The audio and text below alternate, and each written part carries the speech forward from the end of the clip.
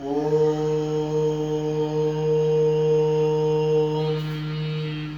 त्र्यम्बकं यजामहे सुगन्धिं पुष्टिवर्धनम् उर्वारुकमिव बन्धनान् मृत्योर्मुक्षीयमामृतात्। नमस्ते टू एवरीवन। मु विप्लव लोचन महांती, पीजी डिपार्टमेंट ऑफ योग। आज विषय वस्तु पतंजलि योगसूत्र विषय। तेणु आम पूर्व आलोचना करिचे योग कौन। योग कहले आम अष्टांग योग को बुझाऊचे। जम, नियम, आसन, प्राणायाम, प्रत्याहार, धारण, ध्यान और समाधि। तेणु एबे आसुना आम आलोचना करिबा पतंजलि योगसूत्र उपरे। पतंजलि योगसूत्र कौन? पतंजलि योगसूत्र को चारोटी पादरे विभक्त करा जायछि। प्रथम पाद समाधि पाद, द्वितीय रे साधना पाद, तृतीय रे विभूति पाद, चतुर्थ रे कैवल्य पाद।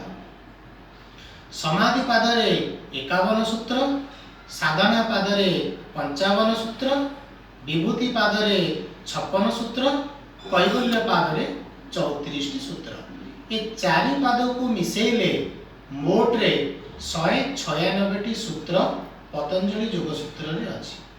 तेणु वर्तमान आमे आलोचना करिबा समाधि पादर प्रथम सूत्र।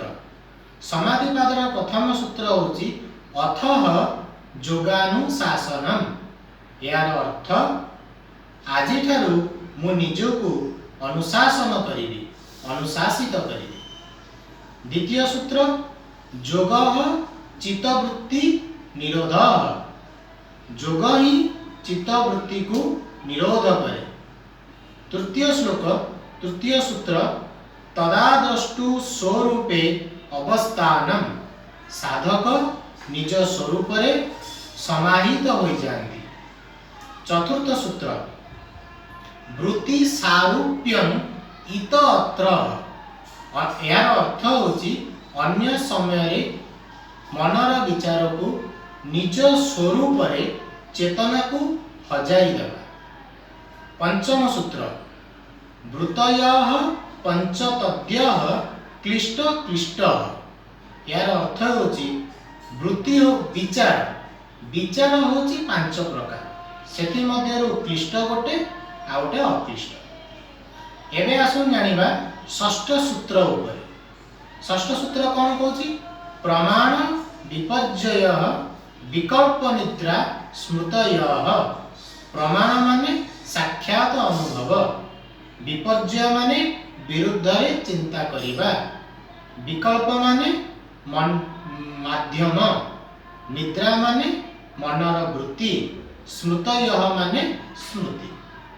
तेणु मु आज आपण मानकु पतंजलि योगसूत्र 6टी सूत्र विषय कहली। आपण माने या को देखंतु। हरि ओम तत्सत।